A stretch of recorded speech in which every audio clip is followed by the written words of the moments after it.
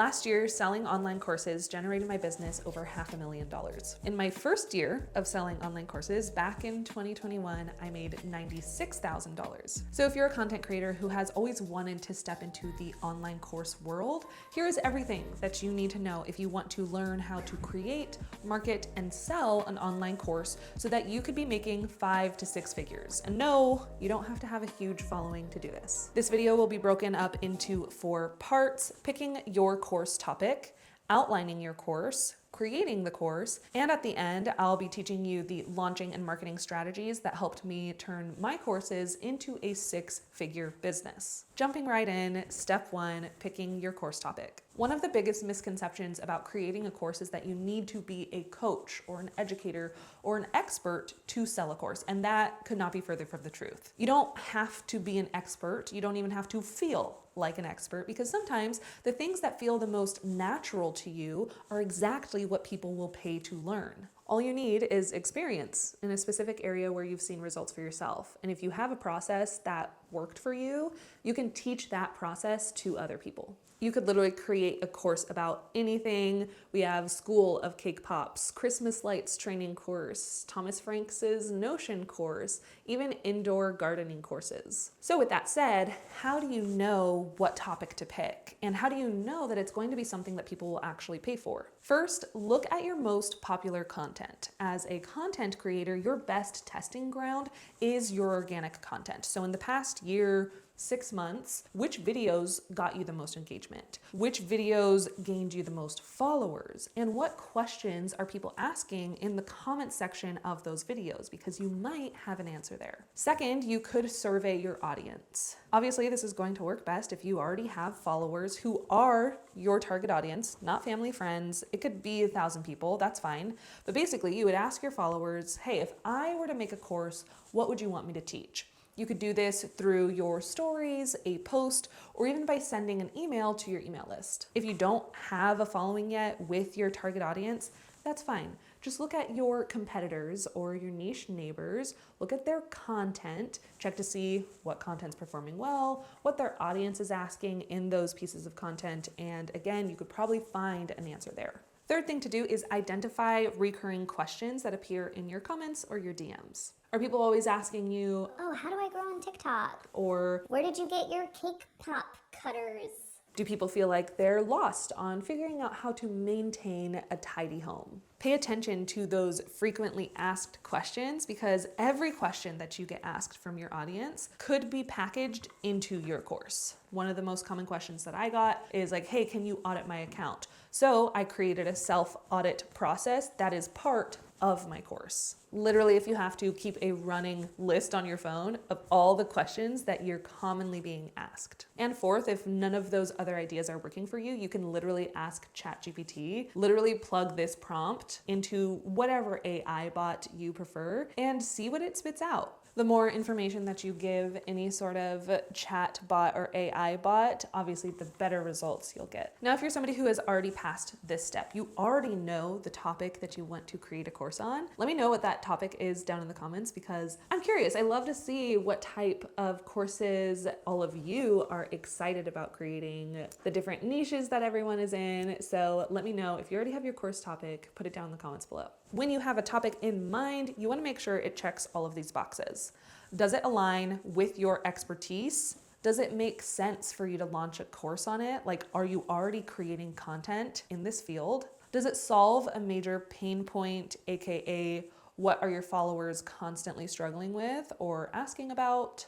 Does this topic have demand in your niche? Like, are people actively seeking out the solution to this problem? And does it lead to some sort of transformation? Like, can you take somebody from point A, struggling, to point B, successful? If your topic checks all of those boxes, then you're ready to move on to step 2, outline your course. One of the easiest ways to outline a course is using the sticky note method. This is what I use every single dang time I create a course. And I've created over 10 courses in the past 5 years.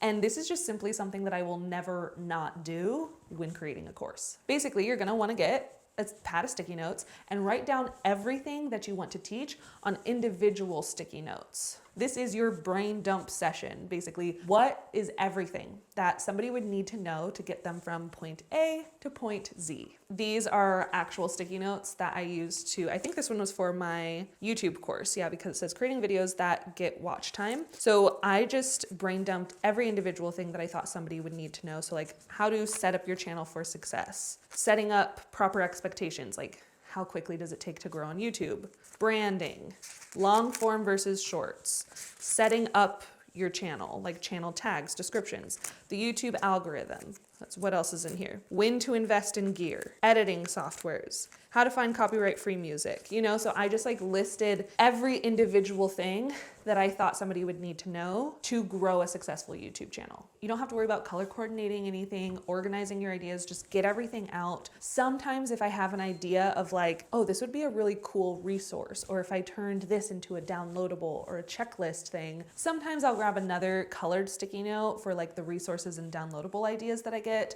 So you could do that, but just brain dump everything into individual stickies first. If you're having a hard time thinking of these individual topics, ask your audience, get feedback. Remember, look at those frequently asked questions that come up in your comments and your questions. All of those questions, individual sticky notes. One of my favorite things that I ever did when creating a course was asking my audience what they wanted to see in that course. So I knew, okay, I'm building out my Instagram course. What do you want to learn when it comes to Instagram? Tell me everything. So I got all of my ideas from them. And I also asked in a separate story, I asked them, okay, if you have already taken an Instagram course, what did you feel was missing from those other courses that you wished would be added in this one? So I asked kind of for what gaps there were in the market that they felt was lacking, and I was able to put those gaps and fill them with my course. Then once you feel like you have all of your sticky notes done, everything's brain dumped, then what you're going to do is arrange the sticky notes in order from A to Z. What is the first thing that somebody needs to do to take action on this course? And then just start slowly putting them in order. As you start arranging them from A to Z, you might notice certain themes coming up, or maybe that's something you already caught on to during your brain dump. And this is where the modules will start to take shape. So this is where my second color of sticky notes came in. I noticed that all of these individual sticky notes, like setting proper expectations, branding, setting up your channel from scratch, YouTube algorithm, the basics of like what should your strategy be, I noticed that all of these were kind of like those first steps. So I themed them and I titled this group of sticky notes as setting up your channel for success. This group of sticky notes is module 1, and each of these sticky notes in here are lessons within that module. My next module had things like SEO, competitor research, how to come up with video ideas, creating a content calendar, how to create a good title thumbnail that gets clicks. And I was like, okay, all these are kind of like content creation, right? So I themed them, I put them all together and named that module brainstorming video ideas that gets clicks. So this was just like draft 1, right? Doesn't have to be set in stone. I'm just kind of like theming and categorizing them.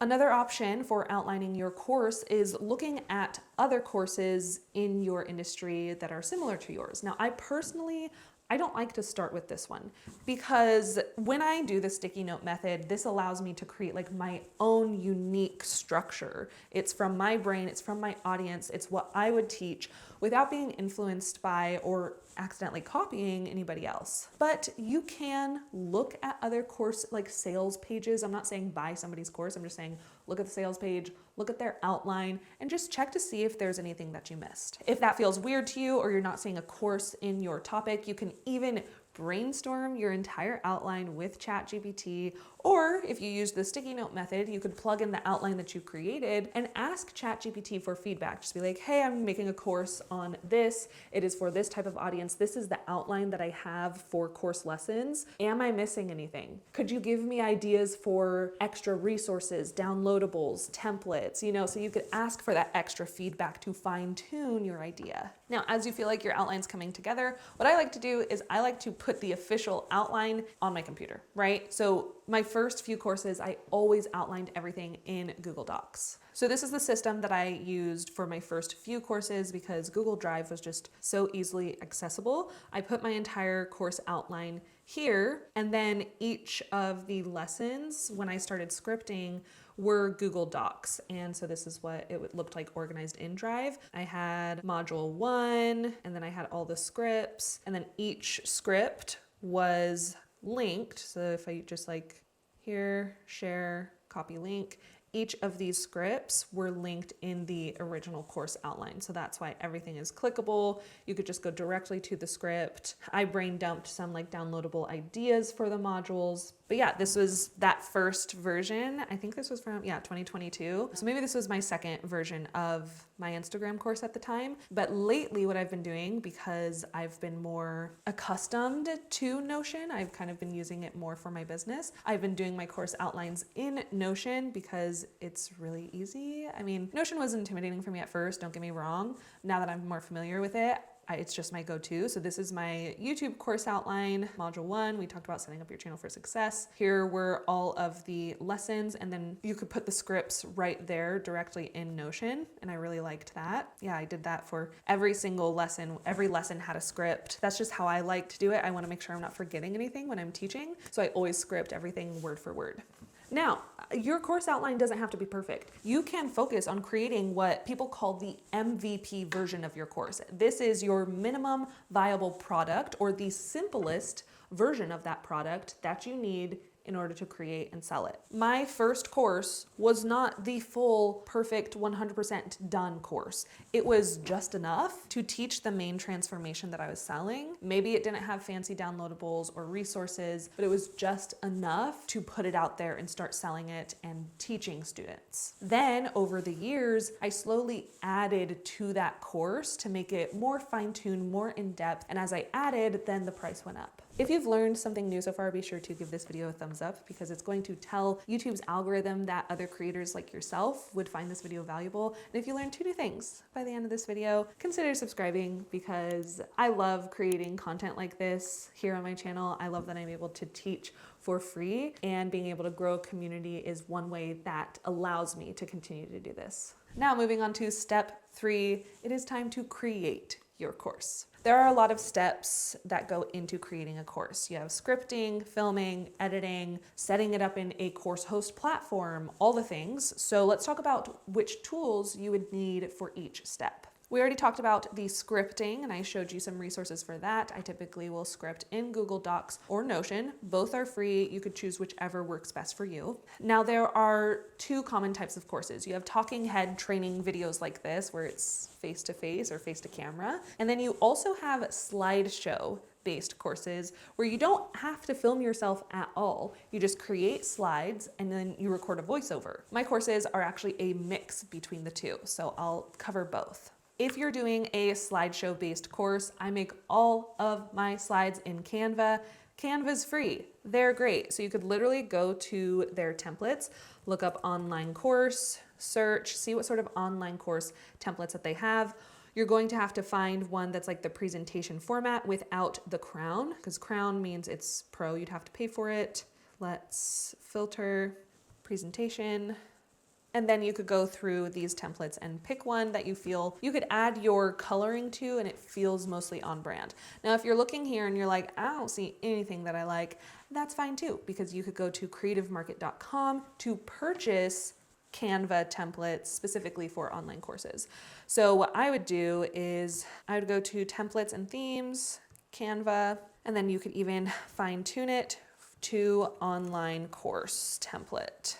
This is where you'll search through all of the templates here. These ones you do have to pay for, and you'll have to make sure when you read the description that it's compatible with Canva, that they're actual Canva templates. You purchase it, you download it, you upload it to Canva, and then you can edit it and customize it. It's great, it's wonderful. When I have my slides all created, so these are some slides from my TikTok course. When you have your slides all created, what I do when I'm getting ready to like record voiceover and record the lesson, I just open up Zoom. You could use Loom too, like the screen recording that you're watching in this video. I'm using Loom, but typically with my courses, I'm using Zoom. And then screen share, you're in Canva, so you could just go straight to present mode and present it. Make sure you have your microphone set up and record. You have to make sure you press record when you're in Zoom. Press record. Don't make the same mistake I did and do a whole lesson forgetting to press record. And then you can just talk through your whole lesson and you have slides created. It's great. Now, if you are recording a talking head lesson like this one, You could simply use your phone if you want to. You could use a camera. Most of my professional content, like my YouTube educational videos or my course videos, I film using my Sony ZV-E10. For vlogs, casual videos, I have a different camera. But for my professional look-in content, I'm using my Sony. When it comes to editing your videos, use CapCut. CapCut is free. It's super easy to use. I use CapCut all the time. I used CapCut in the beginning of my journey. Now I'm more of an Adobe Premiere Pro gal, but you have to pay for that. And it's a little bit more advanced, so it's not something I recommend starting with. Once everything is filmed and edited, you gotta pick a host platform. This is when you're like ready to upload your content into an actual course format. It's going to need a hosting platform. Personally, I recommend using Stan Store for hosting your course. Let me show you why. Let's go to Stan. So I actually have a course in Stan myself. When I first started creating courses, Stan didn't exist. So a majority of my courses are not on Stan because it didn't exist when I built out most of my courses. But anytime somebody asks me, what should I use to sell my courses? I'm always recommending Stan because I now have it for a few of my simple courses and it's cheaper than what I currently use. It's easier to use than what I currently use. And I wish it existed when I started building out courses. So let me show you what it looks like. So in my store, I have something called How to Finally Grow to 100,000 Followers. This is a course that I built inside of Stan. So in here we have this course option. And I built out all the modules here. I added lessons, I uploaded the video to each lesson. If you have any downloadables or resources, you could upload extra files here. So I think this one has a spreadsheet. Oh, it's just a link. So this is like the main module. This is some bonus material here. And then we have another sneak peek inside of BSP for anybody who wanted a sneak peek inside BSP. That's there in the course too. I also like it for a student's perspective because it's super easily accessible for their phones, and a lot of people are on their phones anyway, but you could also log in on desktop and it works both ways.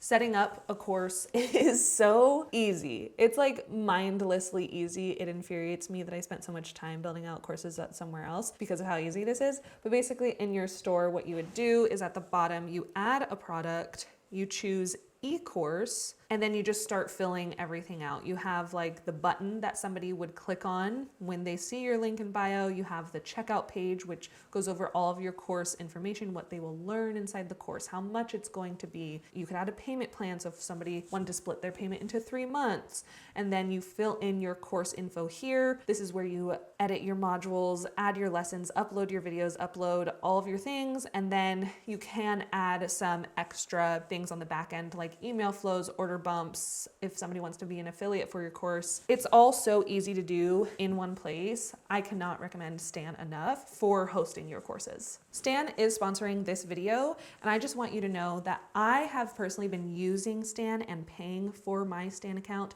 since 2022. I have been talking about them here on my channel since 2022. I am a genuine fan, user, lover of the product. So whether they were sponsoring this video or not, I would still be recommending everybody create their courses in Stan. Now that you have your course ready to sell, it is time to move on to step 4, launching and marketing your course. So how do you actually sell a course in a way that feels authentic to you? There are millions of approaches when it comes to like selling an online course. I'm just going to share with you a few tips for launching a course and then a few tips for like general marketing of your course. First, let's talk about launching. Now, when I say launch, I'm talking more of like this is the big announcement. You're letting everyone know, hey, my course is officially live, there's hype. Maybe you treat yourself to a little coffee in the morning. It's a big ordeal, it's a whole thing. Now, launching a course actually starts a few weeks before you actually launch your course. Dare I say, it starts when you are creating your course. Here are a few things I did to have successful launches. Specifically, this is what I did the first time I launched the MVP version of my course. These are things that I did when I made that $96,000 in my first year. We're focusing there because I didn't have the audience that I have now. So I want to talk about like those starter strategies. The first thing that I did that I think worked really, really well with this MVP version was I let my audience feel like they were creating the course with me. I already mentioned this earlier, but like asking in my stories, what lessons do you want to see? What do you want to learn? What do you feel has been missing in other courses? Not only did I let them in that creative process, but I was always sharing the behind the scenes of what I was working on. A new lesson that I did, like, oh, I just finished the Instagram algorithm lesson. Can't wait. Like I was teasing it and talking about the whole process the entire time I was working on it. If I was ever stuck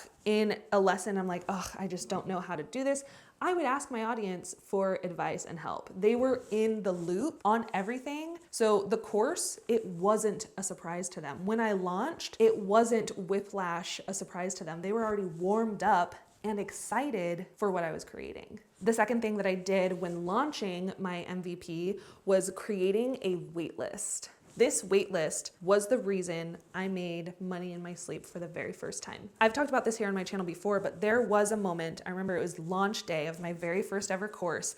I woke up on launch day. I was gonna go get a coffee and start my morning slow before like a webinar or whatever. And I checked my phone, I already made a sale. And that's because I had a wait list and I emailed my wait list the morning the course was live. Creating a wait list doesn't have to be hard. My first ever wait list that I created was a Google form. I think that's what they're called, Google Forms. It was literally just like a link in my bio that was like, get on the Instagram course waitlist. It linked them to a Google form that they filled out for their name, their email address. In the description, it's like, fill this out to get on the wait list. And then the disclaimer was, you will be added to my email list and approved. There was an email list disclaimer. Boom shakalaka. I have a running list of emails for people that I could email the day it goes live. They're already interested in the course, and those are likely the people that are going to purchase. This is another reason why I say having an email list is so dang important. I'm not gonna get too much into it. I have plenty of videos here on my channel that teaches that, but having that wait list was key for making money in my sleep for the very first time. The third thing that I think I did really well for launching was teasing launch day. Again, my audience is in the know. They know when launch day is going to be so that they know when they can start saving up. They're counting down with you. They're looking forward to it. The next thing that I think helped promote course sales for my first launch was doing a live launch.